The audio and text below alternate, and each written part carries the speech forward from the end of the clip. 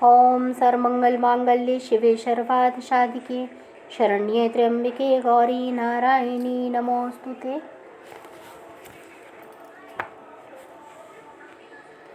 नवा अध्याय संपत्ति तथा लाभ प्राप्ति के लिए किया जाता है।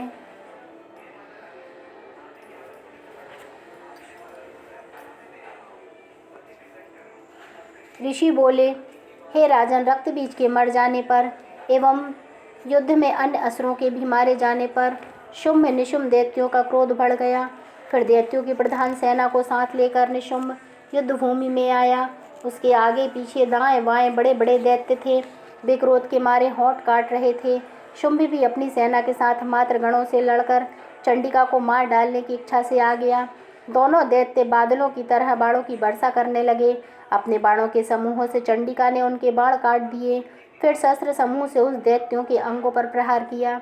निशुंभ ने तीखी तलवार द्वारा चमचमाती ढाल उठा ली। देवी के पराक्रमी वाहन सिंह के सिर पर प्रहार किया। अपने वाहन पर इस प्रकार प्रहार होता देखकर देवी ने क्षुरप्र नामक बाण द्वारा निशुंभ की बड़ी तलवार तथा 8 चंद्रों वाली ढाल काट दी। तलवार तथा ढाल के कट जाने पर दैत्य ने शक्ति चलाई। उसे सामने आता देखकर चक्र द्वारा उसके 2 टुकड़े कर डाले। तब तो अत्यंत कुपित होकर निशुंभधानों ने शूल उठा लिया और उसे फेंक दिया। देवी जी ने मुक्के के प्रहार से उसे भी चूर चूर कर दिया। गदा उठाकर फिर चंडिका की ओर फेंकी। देवी ने उसको भी त्रिशूल द्वारा काट दिया और वह भस्म हो गई। उसके अनंतर दैत्यराज को फरसा उठाया आता देखकर देवी ने बाण समूहों द्वारा प्रहार कर उसे पृथ्वी पर गिरा दिया। उस भयानक पराक्रमी भाई निशुंभ के इस प्रकार धराशायी होने पर शुंभ गुस्से में भर गया और अंबिका को मारने के लिए सामने आया। वह रथ पर बैठा हुआ था। उसकी बड़ी बड़ी अनुपम 8 भुजाएं थीं। उसमें भयंकर शस्त्र सोया भायमान थे। उन भुजाओं से सारे आकाश को ढांपकर वह शोभित हो रहा था।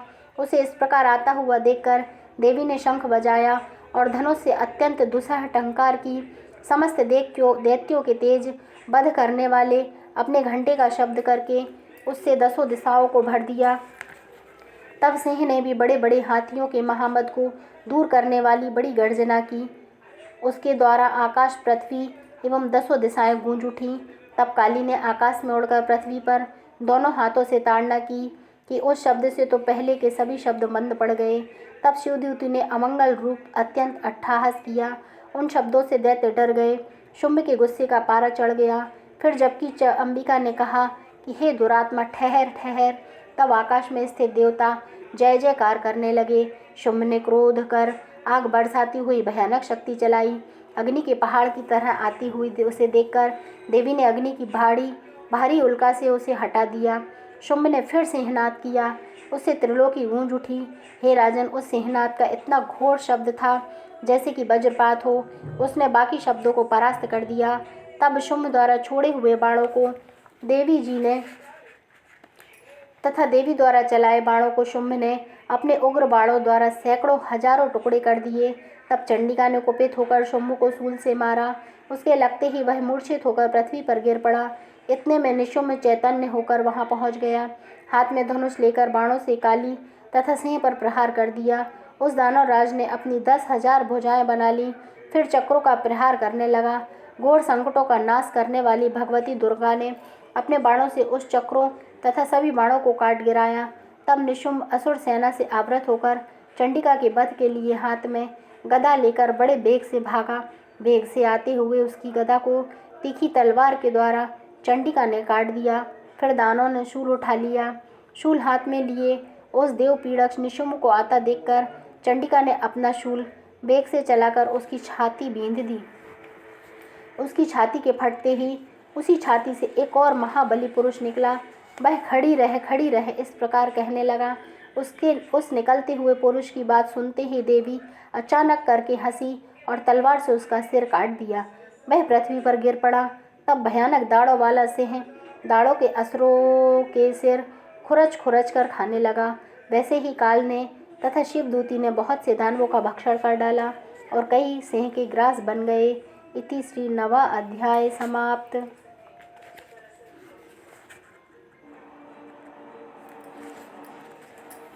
10वां अध्याय।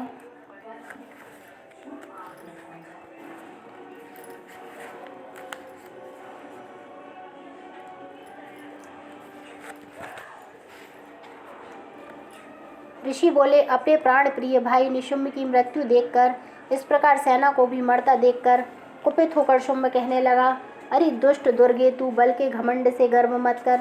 अरे अभिमानिनी, तू तो अन्य स्त्रियों के बल के सहारे लड़ रही है। देवी बोली, अरे दुष्ट, मैं अकेली हूँ, संसार भर में मेरे समान दूसरी है कौन? ये तो मेरी विभूतियाँ हैं, मुझ में ही प्रवेश कर रही हैं। इतना कहते ही ब्रह्मांड आदि सभी शक्तियाँ उस देवी के शरीर में समा गईं। अकेली अंबिका देवी रह गई। देवी बोली, मैं अपनी ऐश्वर्य शक्ति संपन्न अनेकों विभूतियों के रूपों में यहाँ पहले विद्यमान थी, अब मैंने सभी रूप समेट लिए हैं। अब तो अकेली मैं युद्ध में खड़ी हूँ, तू भी स्थिर हो जा। ऋषि बोले, तब सभी देवता तथा दानवों के देखते देखते देवी और शुम्भ इन दोनों में युद्ध छिड़ गया। तीखे बाणों की वर्षा तथा भयंकर अस्त्र शस्त्रों से उन दोनों का युद्ध सभी लोगों के लिए भयंकर प्रतीत होने लगा। जितने भी अंबिका दिव्य से दिव्य अस्त्र छोड़ती जाती, दानव उन्हें निवारण अस्त्रों द्वारा तोड़ता जाता। इसी प्रकार परमेश्वरी अंबिका भी खेल खेल में हुंकार आदि शब्द द्वारा दानव से छोड़े गए दिव्य शस्त्रों को तोड़ती गई। तदंतर असुर ने सैकड़ों बाणों से देवी को आच्छादित कर दिया। तब देवी ने भी कुपित होकर बाणों द्वारा उसका धनुष काट डाला। धनुष के टूट जाने पर दैत्येंद्र ने हाथ में शक्ति उठा ली। अभी शक्ति उसके हाथ में ही थी कि देवी ने चक्र द्वारा वह शक्ति काट डाली। तब दैत्यराज ने तलवार तथा 100 चंद्रमा वाली ढाल लेकर देवी पर आक्रमण किया। देवी ने तलवार तथा सूर्य जैसी चमचमाती ढाल को अपने धनुष से छोड़े हुए तीखे बाणों से तुरंत काट दिया। रथ से घोड़े सारथी को भी मार दिया। धनुष तो पहले से ही कट चुका था। तब तो भयानक मुगदर लेकर अंबिका को मारने के लिए असुर उद्यत हो गया। उसके आते ही मुगदर को भी तीखे तीरों से काट दिया। फिर भी वह असुर मुक्का तानकर बड़े वेग से दौड़ा। जाते ही उसे असुर ने देवी के हृदय में मुक्का मार दिया। देवी ने उसकी छाती पर एक चपेट जमा दी। देवी की उस चपेट के लगते ही वह असुर पृथ्वी पर गिर पड़ा। गिरकर भी सहसा उसी प्रकार उठ खड़ा हुआ। तब उछलकर देवी को उठा आकाश में स्थिर हो गया। वहाँ भी निराकार होकर वह चंडिका देवी के साथ युद्ध करने लगा। आकाश में उस समय असुर और चंडिका का आपस में घोर युद्ध हो रहा था। वह युद्ध पहल सिद्ध मुनियों का विस्मयकारक था। अब अंबिका ने उसके साथ देर तक युद्ध करते करते असुर को उठा लिया और उसे पृथ्वी पर पटक दिया। देवी द्वारा पटका हुआ वह पृथ्वी पर आकर खड़ा हो गया। मुक्का तानकर वह दुष्ट देवी को मारने की इच्छा से बड़े वेग से दौड़ा। तब उस असुर राज को आता देखकर देवी ने उसकी छाती में त्रिशूल भोंक दिया और पृथ्वी पर गिरा दिया। देवी के शूल से क्षत विक्षत होकर पृथ्वी पर पड़ते ही उसके प्राण निकल गए। उसका गिरना भी समुद्र, द्वीप एवं पर्वतों के साथ सारी पृथ्वी को हिला देने वाला था। उस दुरात्मा के मरते ही सारा जगत स्वस्थ एवं प्रसन्न हो गया। आकाश भी बहुत साफ दिखाई देने लगा। पहले जो उपद्रवी मेघ उठ रहे थे तथा उल्कापात हो रहे थे, वे सभी शांत हो गए। दैत्य के मारे जाने पर नदियाँ भी अपने अपने मार्ग पर चलने लगीं। उसकी मृत्यु होते ही सभी देवताओं के मन प्रसन्न हो गए। गंधर्व मनोहर गायन करने लगे, दूसरे लोग बाजे बजाने लगे, अप्सरागण नाचने लगीं, वायु पवित्र होकर चलने लगी, सूर्य उज्जवल होकर चमकने लगा, शांत हुई अग्निशालाओं की अग्नियाँ जलने लगीं, दिशाओं की भयंकर आवाज़ें शांत हो गईं। इति श्री 10वां अध्याय समाप्त। 11वें अध्याय के लिए कल आप मेरा अगला वीडियो अवश्य सुनें।